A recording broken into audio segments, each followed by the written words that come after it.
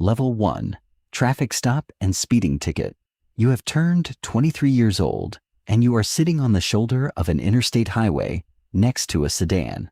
A police officer is checking your driver's license through the state vehicle database. You exceeded the speed limit by 31 miles per hour. This is an embarrassing and costly traffic incident that comes to an end in about 12 minutes. The officer calmly hands you an official citation for $240. A visit to the local court is optional if you mail a bank check on time. You decide not to go to court and simply mail in your signed check. No other negative events occur after this quick payment of the fine. That evening, you calmly have dinner and watch your favorite TV show in the living room. A massive state system touched you, but you barely felt its touch at all. Formally, you now have a traffic violation on your record in the database. This record sits inside the Department of Motor Vehicles server without attracting any outside attention. Nobody looks for this record unless you give them a good reason to look. The paid ticket dealt an unpleasant blow to your personal budget for the current month. However, the bureaucratic system itself did not cause you any serious or tangible harm. This is the main lesson of the first level, which misleads you about the levels that follow. Law enforcement was very polite and allowed you to calmly drive away in your car. You continue your normal daily life without any significant changes or additional restrictions. This initial experience creates a dangerous illusion of complete impunity and the ease of resolving any legal issues. However, the real mechanisms of the strict state machine operate by completely different and ruthless rules. Level 2. Petty theft at a department store and long-term consequences. You have turned 25 years old when you discreetly hide $60 worth of merchandise. A department store security guard closely watched the surveillance cameras and noticed the theft. He stops you right near the exit, acts professionally, and calls the local police dispatch. The responding officer calmly informs you of a misdemeanor charge involving an amount up to $500. He quickly places metal handcuffs on you, which turn out to be extremely cold and tight. You are transported to a processing center for booking, fingerprinting, and a search. All your personal belongings are placed in a sealed bag with an ID tag for safekeeping. You wait 4 hours in a holding room that strongly resembles an actual jail cell. You are released on your own recognizance with a court summons for 6 weeks later. A court-appointed public defender meets with you for just 9 minutes before the hearing itself. She has 41 other cases this week, so she offers a quick plea deal. You plead guilty, receive a fine, and are sentenced to 90 days of community service without jail time. You honestly complete all the community service and pay the fine in full within the court-mandated deadline. However, the criminal record remains on your official background for long years without the right of expungement. 4 years later, a landlord rejects your apartment application after a mandatory background check. 6 years later, an insurance company denies your application for a required work financial bond. 9 years later, this ancient court record surfaces again during your daughter's college admission process. You fulfilled every single requirement of your sentence, yet that sentence keeps sending you bills. The record haunts you in rooms where you have never personally made decisions. The true punishment lies in the fact that a criminal record constantly closes vital doors to your future. Level 3. Drug arrest and county jail. At 28 years old, a routine traffic stop escalates into a thorough search of your vehicle's interior. The police find a small quantity of a substance, sufficient for a felony charge under state law. All the officer's former politeness vanishes, giving way to a strict and cold execution of protocol. Now you are converted into a simple case number, and paperwork automatically generates around you. You are booked into the county jail, which is significantly worse than a permanent state prison. Here, people await trial without a stable routine, permanent status, or clear rules of stay. The population constantly shifts, and the facility is catastrophically overcrowded with long-term detainees. You share a narrow cell with a stranger and wait for trial for 6 long weeks. The court sets bail at $3,000 cash, or 10% through a private bail bondsman. You have neither $3,000 nor even $300 for a quick release. You wait in county jail for a court hearing that lasts a mere 20 short minutes. A new public defender negotiates a plea bargain, 18 months of probation, an addiction assessment, and mandatory weekly classes. You agree to these terms and finally walk free with your case files in hand. However, you have lost your job, as 6 weeks of absence is not a paid vacation. Your employer quickly found someone else for your position during your prolonged incarceration. The felony conviction disqualifies you from 43 federal assistance programs and public housing. You also temporarily lose your right to vote until the full completion of your probation term. You are physically free, but your punishment continues to operate every single day without pause. The economic and social fallout of this conviction destroys your chances of a quick recovery in life. State supervision becomes a constant companion, restricting your every next step on the outside. Level 4. Assault, felony conviction, and state prison. At 31 years old, you get involved in a sudden fight outside a local night bar. You did not start the confrontation, but the law is only interested in indisputable evidence at the scene. It is established that another man has a broken eye socket, while you were left standing. The charge? Aggravated felony assault with intent to cause serious bodily harm to another person on the street. The court sets bail at $22,000, and you spend 4 months in custody. 4 months in county jail instill in you a strict and precise daily routine. The head count schedule, mealtimes, and the specific jail economy keep you from losing your mind. The trial lasts 3 days, and the jury deliberates for 7 consecutive hours in the room. The verdict? Guilty. The sentence is 3 years of imprisonment in a state correctional institution. A specialized prison transport van takes you and other convicts to a large state prison. The intake process takes several hours. All civilian clothes, shoes, and personal belongings are confiscated. You are issued a new state ID number, a standard gray uniform, and a cell assignment. The state prison is strictly structured and operates under its own internal hierarchy with rigid, unwritten rules. This system relies on respect, information, protection, and long stretches of time spent together by inmates. Seasoned prisoners move through the facility like corporate employees, knowing exactly who they can talk to.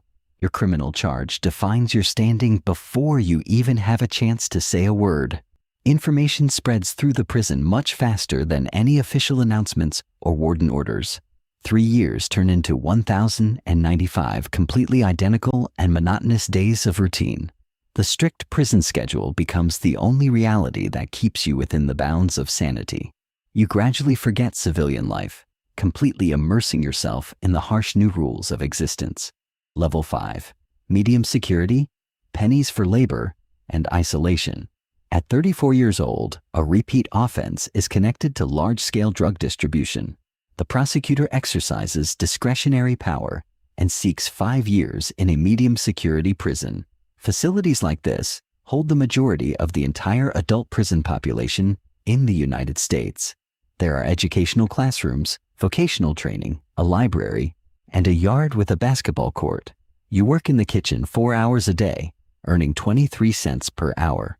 Your cellmate Anthony is serving a sentence for a violent crime and barely speaks at first. Every Sunday, he calls his daughter at a rate of $2.30 per minute. The high cost of phone calls creates enormous financial debt for loved ones on the outside. Your mother visits you only 4 times in 4 years due to complicated security checks and high travel costs. Each visit lasts 1 hour in a room with heavy tables bolted to the floor. You recall the petty theft at 25 and that long-ago traffic stop on the road. The distance between that shoulder of the highway and this cell consisted of many individual, fatal decisions. You serve 4 years due to clear good behavior, learning every corner of this facility. You watch new people come and go while time drags on agonizingly slowly. Anthony's daughter turns 12, and he silently walks the track for 3 straight hours. You walk beside him for 2 hours, understanding that some moments require nothing more than presence. You are released with $150, a bus ticket, and an official discharge paper. This document is merely a financial receipt showing that the state has closed your current account. However, the real balance of your life remains deeply negative for many years to come. You return to society without money, a job, or any real prospects for a fresh start. Level 6. Maximum security, lockdown, and the battle for the mind. At 38 years old, an armed robbery lands you in a maximum security prison. The population here consists of individuals deemed by the state to require the highest level of control. Movement is restricted. You only walk under escort through designated corridors according to a schedule. During a lockdown, you sit in a 7 by 9 foot cell 24 hours a day. You await an appellate court decision handled by a new federal public defender assigned to your case. The appeal is denied, leaving you with 6 more years to serve in this harsh facility. You enroll in an educational program to fill the long hours and preserve your sanity. The alternative to filling your time is that time will gradually destroy your personality. You have seen many men completely lose control of themselves under these conditions. An inmate named James has been teaching math for 14 years while waiting for his own case to be reviewed.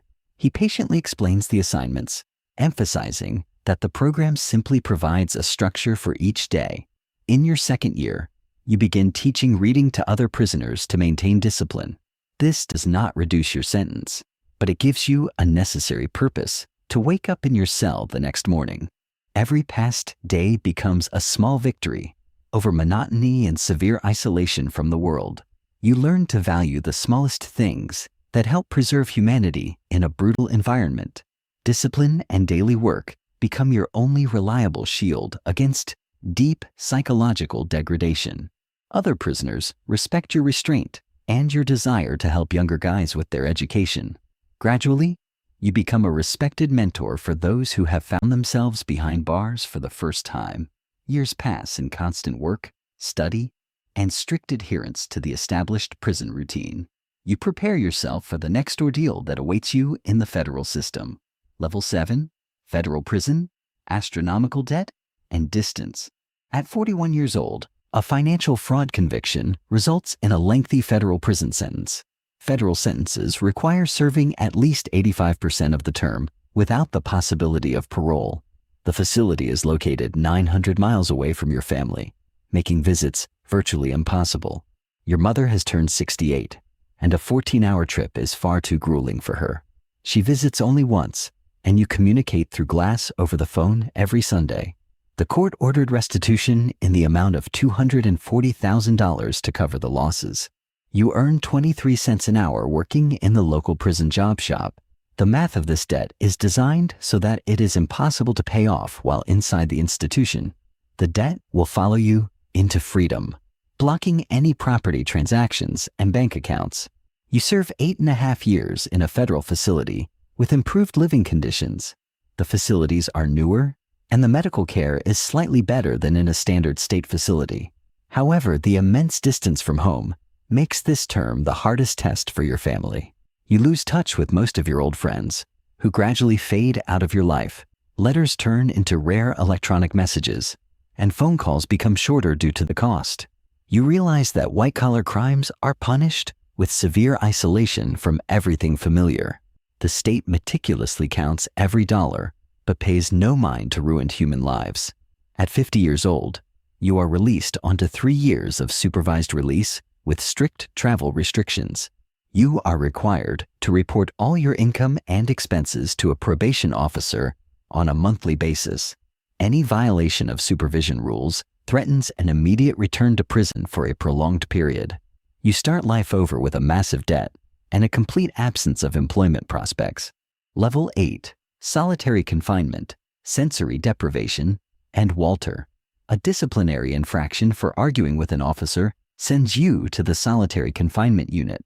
The 6 by 8 foot cell features nothing more than a small slot for a food tray. Fluorescent light burns 24 hours a day, controlled entirely by guards in the administrative block. You spend 23 hours a day in total solitude without any human contact. Your 1 hour of recreation takes place in a narrow, closed yard under the watchful eyes of the guards. 90 days of isolation cause irreversible psychological changes, confirmed by numerous scientific studies. On the 62nd day, A counselor named Walter approaches the cell and asks how you are feeling. He comes every Tuesday and Thursday, makes brief notes on a clipboard, and moves on. Walter covers 43 cells, so he can dedicate only 4 minutes of his time to you. Those 8 minutes a week become the single most vital anchor holding your sanity together. You count the days not until your release, but until the next brief visit from this counselor. The regular appearance of a human face anchors you back to reality in this cramped, concrete box. Human contact is a biological necessity, just as vital as clean drinking water. On the 90th day, you are finally returned to the general population of inmates in this unit. The prison yard feels vast, and the sky looks completely different than it did several months ago. You stand under the open sun for a long time, breathing in the fresh air and adjusting to open space. Your psyche slowly recovers after a prolonged period of severe sensory deprivation and isolation. You promise yourself never again to commit infractions that lead to the segregation unit.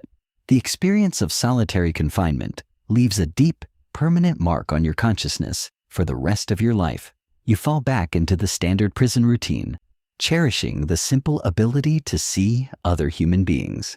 Level 9, Release, Reentry Challenges, and Job Hunting. On a Tuesday morning, you are released, receiving back your old clothes, which fit entirely differently now. You are handed a debit card loaded with $47 and strict conditions for mandatory supervision. You walk 3/4 of a mile to the bus stop, carrying a clear plastic bag of personal belongings. The bus takes you to the nearest major city to register your permanent address. You must secure housing within 72 hours to comply with the terms of your release. Renting an apartment requires a security deposit, and a deposit requires proof of regular legal income. Job hunting requires background checks, which reveal all your past convictions and sentences. You submit 19 applications, 11 ignore you, and 6 reject you after checking your record.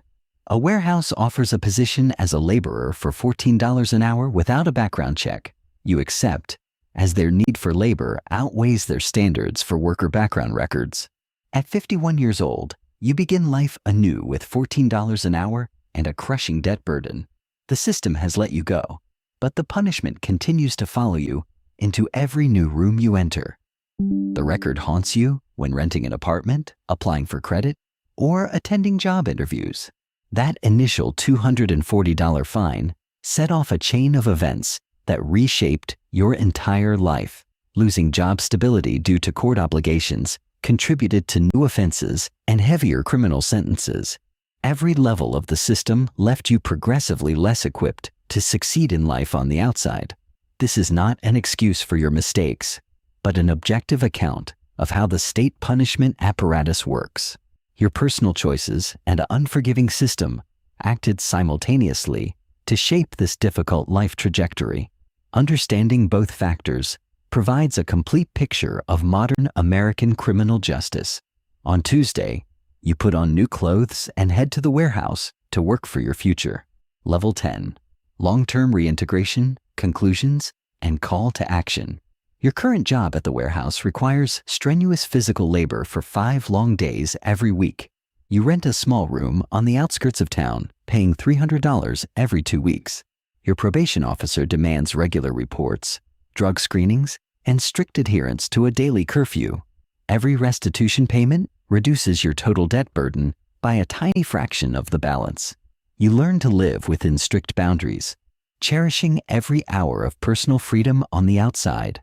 Society looks at former felons with suspicion, complicating full social integration and new friendships. You attend support groups where others share similar stories of struggling to survive. These meetings help you realize that you are not alone on this difficult path of recovery. The experience of 10 levels taught you the true cost of every reckless step in life. The system is designed to punish, but reclaiming your dignity depends entirely on your own choices. You rebuild relationships with family members who waited for your return through all these years. Anthony's daughter has already graduated high school, while Anthony himself is still serving his sentence. You send him letters, maintaining contact and reminding him of the real world beyond the fence. Every new day is an opportunity to prove to yourself your capacity to live honestly and with dignity. Starting over completely demands patience, discipline, and relentless daily effort toward building your life. This story illustrates the true inner workings of the punitive machine, hidden from the eyes of most ordinary citizens. If this material changed your perspective on the justice system, please share it with your friends. Subscribe to our channel to regularly receive new deep analytical reviews on complex topics. Every week, we examine social institutions that most people only know from the outside. Thank you for your attention, support, and commitment to understanding the intricate details of our modern world.